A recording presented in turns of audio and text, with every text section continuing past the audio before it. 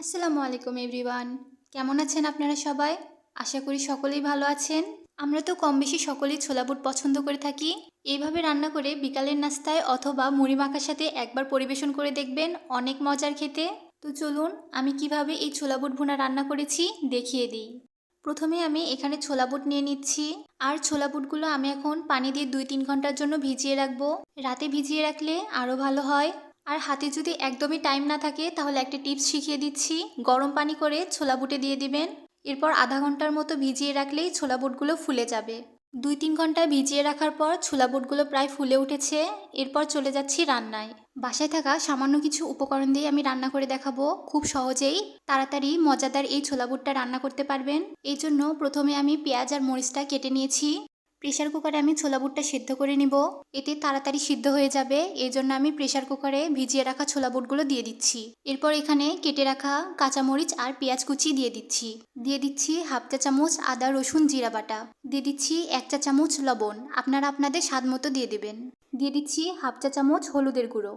দিয়ে দিচ্ছি হাফ চা চামচ গুঁড়ো মরিচ। এরপর এখানে সিদ্ধর জন্য পানি দিয়ে দিচ্ছি 2 কাপ পরিমাণ।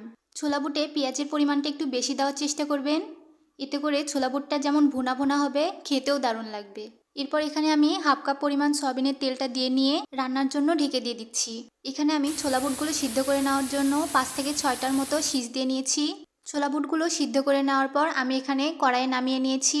ছোলা বুটের যে হালকা পানিটুকু আছে, এই পানিগুলো আমি কড়াইয়ে ভাজতে ভাজতেই শুকিয়ে নেব। আর এই পর্যায়ে চুলার আঁচটা আমি লোতে রেখে ভেজে নিচ্ছিলাম ছোলা বুটগুলো। ছোলা বুট ভুনাটা আরও টেস্টি হওয়ার জন্য আমি এখানে ম্যাগি ম্যাজিক মশলা ইউজ করেছি। ছোলা বুটের গায়ে যখন হালকা পানি থাকবে এই পর্যায়ে ম্যাজিক মশলাটা দিয়ে দিবেন। আর এভাবে বাসায় অবশ্যই ট্রাই করবেন, অনেক মজার খেতে। ম্যাজিক মশলাটা দিয়ে দেওয়া হয়ে গেলে আবারও আমি 10 থেকে 15 মিনিটের মতো ভাজতেই থাকবো। প্রায় 10 থেকে 15 মিনিট রান্না করে নেওয়ার পর আমার রান্নাটা হয়ে গেছে। আমি এই পর্যায়ে চুলাটা অফ করে দিচ্ছি। আপনারা যদি এই ছোলা বুট ভুনায় আরও শুকিয়ে নিতে চান তাহলে শুকিয়ে নিয়ে চুলাটা অফ করে দিবেন। দেখতে পাচ্ছেন ছোলা বুট ভুনাটা কত সুন্দর হয়েছে দেখতে, আর খেতেও দারুণ হয়েছিল। বাসায় অবশ্যই এইভাবে ছোলা বুট ভুনা রান্না করে দেখবেন। আর আমার রান্নাটা ভালো লাগলে আমার চ্যানেলটি সাবস্ক্রাইব করতে ভুলবেন না। ফেসবুক পেজ থেকে দেখলে ফলো দিয়ে দিবেন। লাইক কমেন্ট আর শেয়ার করতে ভুলবেন না। আল্লাহ হাফেজ।